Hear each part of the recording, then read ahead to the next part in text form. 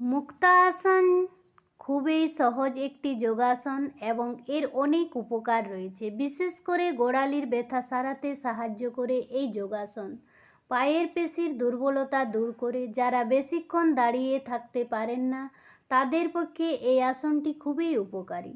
মেরুদণ্ড সংলগ্ন পেশি মজবুত করে ও স্থিতিস্থাপকতা বজায় রাখে। গোড়ালির সন্ধির নমনীয়তা বজায় রাখে।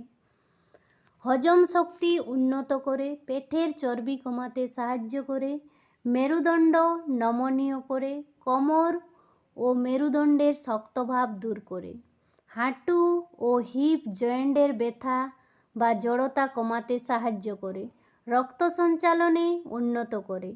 সতর্কতা: হাঁটু বা কোমরে গুরুতর ব্যথা থাকলে এই যোগাসন না করাই ভালো। এতক্ষণ পাশে থাকার জন্য